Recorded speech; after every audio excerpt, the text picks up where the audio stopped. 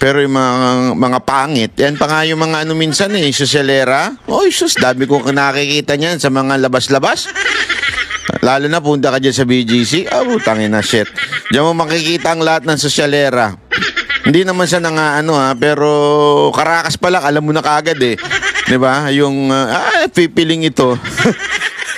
Ganun dami dyan. Naku po. Pupunta ng club, pero pambirang wala namang pera. Makikisayaw lang ganyan. Pero sa totoo lang, nangihingi lang naman ng drinks.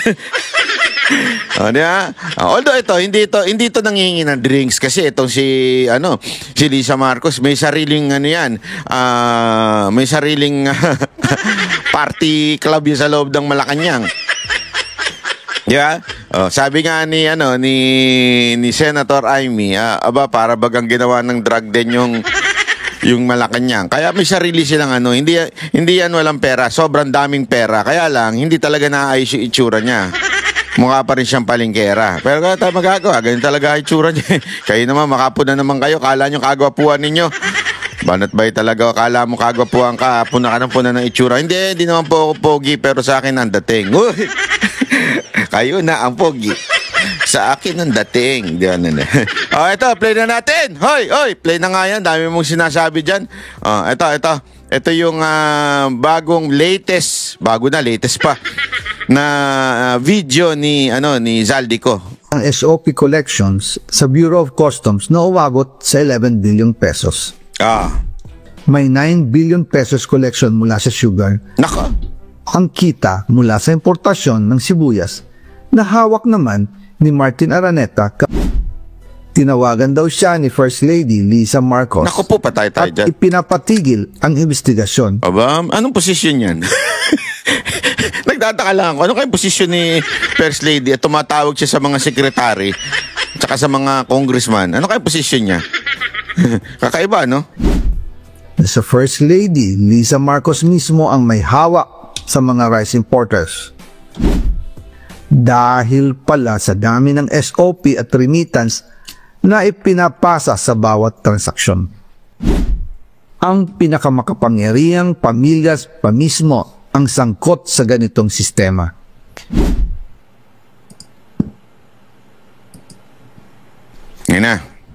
Ngayon naman po, tungkol sa kampanya nitong 2025 elections, nagkwento sa akin si dating Speaker Martin Romualdez. Kinausap daw siya ni PBBM sa Tacloban para tumulong sa gastusin ng mga kandidato mula national hanggang local candidates. Ang sagot ni Speaker, naibigay na niya ang SOP collections sa Bureau of Customs na umagot sa 11 billion pesos. Dagdag pa dyan, may 9 billion pesos collection mula sa sugar na ayon mismo sa kanya ay pinaghahatian lang ng 5 kumpanya para makontrol nila ang presyo ng asukal sa merkado. Ito ladies and gentlemen, merong bagong akusasyon si Zaldico. Paano tayo magiging critical doon sa kanyang akusasyon? Diba? Wag po natin kagad paniniwalaan, kasi syempre, hindi natin alam ang motibo niya. Pero gayon pa man, kung titingnan mo yung circumstantial evidence such as, bakit nga naman tayo nag-i-import ng sobrang daming asukal? Ayun sinasabi niya bakit tayo nag-i-import ng mga bigas? Yan yung isang bagay na simula pa lang nung administrasyon ni Marcos ay naging problema na. At non-stop na. Diba? Non-stop na po yung importation kahit anong gawin pa. Pangalawa. So, yan yung first evidence. Second evidence, nagmamahal ba o nagmumura yung asukal at saka yung bigas? Kita naman po natin mga kababayan, nagmamahal. Ibig lamang pong sabihin, sa gitna ng importasyon na supposedly dapat ay masolusyonan ang problema sa presyo, kaya nga tayo nag-i-import na mas mura ang dekalidad, di ba? Sa totoo lang naman, mas mura ang ini-import. Kasi nga, alam natin kung saan ang gagaling yan, mas mura doon ang labor. So, mas mura talaga yan. Pero ang tanong, bakit mas nagmamahal ang presyo? Doon pa lang, that is enough evidence that would support the claims or the accusation of Zaldico. Ha? Yan ang ano, it has nothing to do sa kanyang buhok. Mamaya pag-uusapan natin yung animal na buhok na yan, ha? Kasi merong may tanga na pumuna ng buhok niya. At iba pa ang kita mula sa importasyon ng sibuyas na hawak naman. Basta pa yan, di ba, sibuyas. Tandaan ninyo, nagmahal din ang presyo niyan. Kaya nga sabi ko nga sa inyo, huwag tayo maniwala kaagad sa sinasabi ni Zaldico, ngunit datapat subalit. Tingnan natin yung mga sirkumstansya na napapaloob ng kanyang sinasabi. Sa madaling salita po, let us not look at the political reasons. Kasi talagang, we all know, na ginipit siya ni Marcos, now, siya ang tinuturo na, lumiligtas na yung sila Romualdez, at saka si Marcos, siya na tinuturo. So there will be a motive for Zaldico na sumagot. Di ba? Na, ganun babanatan ko din kayo. There is the motive. But the question is, yung bang motibo niya, pwede mo bang sabihin na ibig sabihin nun ay kasinungalingan na sinasabi niya? Hindi. Huwag agad tayo magsasabi na sinungaling yung sinasabi nito. Hindi, tignan natin. Hindi katulad ni yung sinasabi ni Sandro Marcos na para bagang sinasabi niya eto si Zaldico ano lang yan DDS na yan. Yan yung mga tangang komento. Nakakala niya lahat na sinasabi ni Zaldico pinaniniwalaan natin. That's not true. As a matter of fact, kaya nga natin dinidiscuss dito yung mga video niya para talaga busisiin. Ano ba talaga nangyari? Totoo ba yung mga akusasyon mo? Anong ebidensya doon? Anong mga nagpapatunay sa mga sinabi niya? Iyon ang ginagawa natin mga kababayan. Kasi nga hindi tayo agad-agad naniniwala. Ni Martin Araneta, kapatid ni First Lady Lisa Araneta Marcos. Kung matatandaan ninyo, noong 2022, nagkaroon po ng investigasyon sa Kamara na pinangungunahan ni Congressman Toto Swansing dahil sobrang taas ng presyo ng sibuyas. Umabot ng 600 pesos kada kilo. Gayong dapat ay nasa 80 pesos lang. Doon lumabas ang pangalan ni Martin Araneta bilang isa sa mga nasa likod ng kontrol sa importasyon ng sibuyas. Grabe, no? Kartel talaga ano nila sindikato talaga no? Talagang sindikato yung ginagawa nitong pamilya na to. From the father to the son to the wife and now pati dun sa kanilang pinsan. Mantakin mo pati hindi na ho nasiyahaan doon sa mga insertion nila. Hindi pa sapat yan yung tinatawag na greed na. Sagad na sa buto. Yung pagiging greedy nila. Mantakin mo pati yung mga basic necessity ika nga ng paluto, pambahay, pangkain ng mga Pilipino, mga ordinaryong Pilipino, pinakailaman na. Sa bagay, alam nila kasing yan bilang negosyante, alam mo yan. Diba sabi nga nila kung ikaw magne-negosyo, sisimula ng negosyo, importante yung necessity. Ano ba yung kailangan at hindi lang kapritsyohan. Diba? Kaya alam naman natin, ang isa sa pinakakailangan, yung bigas, yung kanin. Hindi tayo mabubuhay ng walang bigas o walang kanin sa ating kapagkainan. O at the same time, syempre, yung mga ingredients like sibuyas, di ba? Asin. Normal yan, di ba? Yan yung mga hindi pwedeng wala. Sugar, naku po, lalo na. Mga addict sa sugar, sabi nga nila mas nakaka-addict daw yan kaysa sa cocaine. Tanong natin kay Marcos. Kung totoo yun. Gago! Hindi, tinatanong ko lang naman. Wala mo ko sinasabi. Tanong lang naman yun. Kayo naman mga kababae, masyado ka makapagbintang Hindi, alam mo, sa tingin ko, kaya dinali ang mga ganyang necessity. Kasi nga, walang choice ang Pilipino. Sa madaling salita, sure win to. Sa isang negosyante, sure kita to. Kaya nga, di ba, meron akong napanood na isang, I think, ewan ko kung si Chinkitan ba yun, nakalimutan ko na kung sino yun. Sabi niya, kung magsisimula ka daw ng negosyo, isa sa pinakamagandang simulan ng negosyo ay bigas. Kasi ang bigas, kahit tumaas ang presyo niyan, people will still buy it. Di ba? Yan ay isang bagay na ano. Kaya nga, kita mo, pag-upo, ano ang talagang naging iskandalo na kagad dito sa atin. Na tapos ang kanilang itinuro, di umanong ano daw, si Attorney Vic. Kasi nga, si Attorney Vic ayaw pumayag dun sa importation. Di ba? Pero hindi po natuloy ang investigasyon. Ang sabi ni Speaker, tinawagan daw siya ni First Lady Lisa Marcos at ipinapatigil ang investigasyon. Kaya walang natuloy at walang naparusahan. Dahil pala, kontrolado ng kapatid ng First Lady ang importasyon ng sibuyas.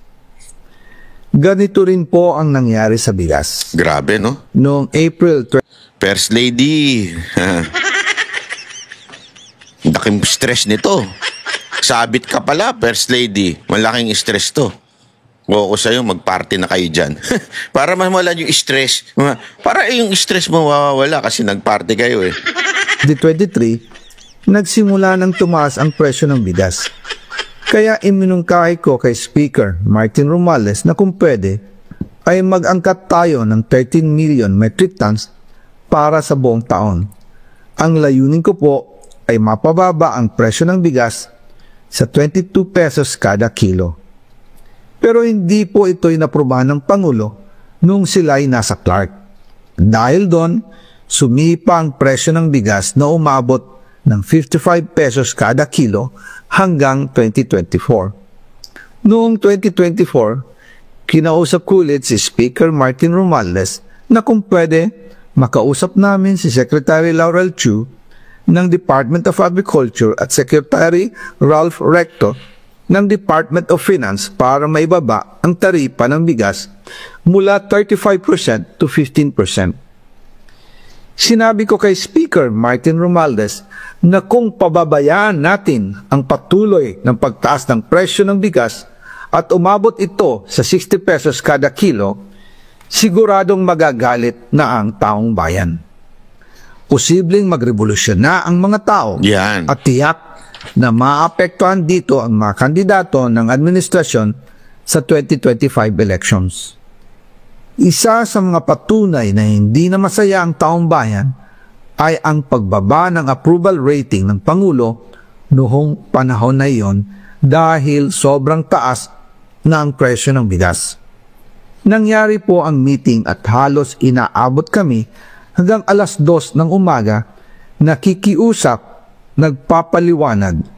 Buti na lang, matapos ang matagal na negosasyon, pumayag din sila. At di nagtagal, inanonsyo na rin sa publiko na ibaba ang nangbuwis sa bigas.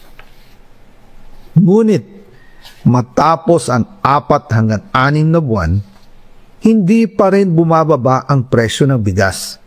Kahit ibinaba na ang taripa nito, kaya iminungkahi ko kay Speaker Romualdez na magpatawag ng investigasyon tungkol sa bigas sa pamamagitan ng Quinta Committee hearings.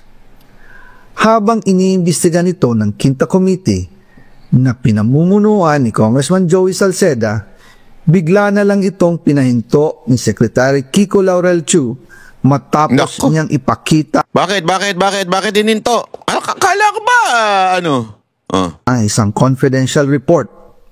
Nakasaad dito na sa First Lady Lisa Marcos mismo ang may hawak sa mga rice importers. Ayon kay Secretary Laurel, maaapektuhan daw ang First Lady kung itutuloy ang investigasyon. Nako po, First Lady, ayan na, ikaw na, bida ngayon. Bida ka na ngayon. First Lady, bida ka na ha. Lupit mo.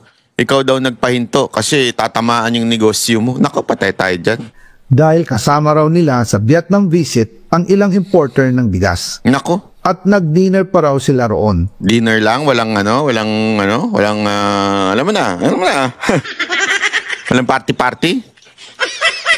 Dinner lang? Sure ka dyan? Parang kasinungalingan nata yan ah. At nung araw din yun, tumawag si Congressman Sandro Marcos kay Speaker Romualdez upang ipatigil ang House investigations tungkol sa bigas as instructed ng Pangulo.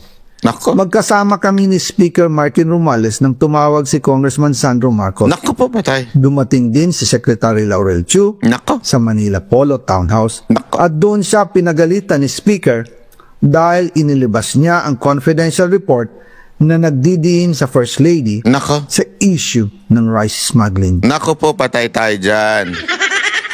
Napagalitan tuloy si... Ano pa naman yung itsura nung parang medyo, di ba? Yung hindi siya ganun palaban na katulad ni nila Romualdez. Tapos pinagalitan nyo kagad. Grabe naman kayo. Sama ng mga ugali ninyo talaga. Ginagawa lang naman daw niyo yung trabaho niya eh. Humihingi ng paumanhin si Secretary Laurel Chu at sinabi niyang, pasensya na, masyado akong naive. Doon namin naintindihan kung bakit. Kahit ibinaba na ang import tax ng bigas mula 35% to 15%, ay hindi pa rin bumababa ang presyo sa merkado dahil pala sa dami ng SOP at remittance na ipinapasa sa bawat transaksyon. Yun. Alam nyo na ibig sabihin ng SOP remittance. Ibig sabihin yung mga kumakatkong along the way. Di ba? Kaya daw hindi bumababa. Hindi, kasi tama naman eh. That's the real issue here. I mean, can we believe that na talagang kagagawa nila ang pagtaas ng presyo? Kita nyo naman eh. Importation pa lang eh. Talamak na. Kaliwat kanan ng importation. Kung kaliwat kanan ng importation at ang dahilan para nag-i-import ay para bumaba ang presyo, bakit tumataas? Kasi nga, binababa nila yung source, yung pinagkukuhanan ng mga supply, tapos ipapasa nila naman sa merkado o sa market. Para malaki tubo. Pag malaki tubo, malaki kita ng mga nasa middleman. Sino ba yung tinutukoy niya dito? Di ba? Ang tinutukoy niya dito, si Romualdez at saka si First Lady. Naku po, patay tayo dyan. Naku! Alam mo, grabe mga may pagka-demonyo rin itong mga ito, no? Mantakin mo, ultimong basic na pangangailangan ng mga ordinaryong Pilipino, kakatkungin pa nila. Dagdag pa po, maraming importers ng isda ang nagre-reklamo dahil kontrolado ito ng kaunting kumpanya lamang. Wala naman daw tax sa importation tuwing lean season, pero kahit ganoon, hindi pa rin sila nabibigyan ng permit to import. Ang accounting kumpanya na ito lang ang nabibigyang permit to import. Dahil dito, kontrolado din ang presyo ng isda at ito din ang dahilan kung bakit mataas ang presyo ng galunggong. Mga kababayan, hindi dapat naghihirap ang Pilipinas. Hindi dapat ganito kamahal ang mga pangunahing bilihin tulad ng bigas. At higit sa lahat, hindi dapat nagugutom ang mga Pilipino. Wala silang malasakit sa taong bayan, lalo na sa mga mahihirap. Inaabuso ang kapangyarihan, nagiging negosyo ang pera ng taong bayan. Masakit man tanggapin, pero ito ang katotohanan. Ang pinakamakapangyarihang pamilya pa mismo ang sangkot sa ganitong sistema. Mula sa Pangulo, First Lady, hanggang sa anak, sila mismo ang nagtatakda, kumukontrol, at nakikinabang sa mga transaksyon dapat sanay para sa kapakanan ng sambayanan. Hawak at kontrolado nila halos lahat ng ahensya, kaya nagagawa nilang itago ang katotohanan. Sa mga susunod na araw, marami pa po akong isisiwalat. Naku po, patay kayo. Maraming salamat sa inyong oras at pagtulong. Baka kaapu-apuhan ni Marcos madali.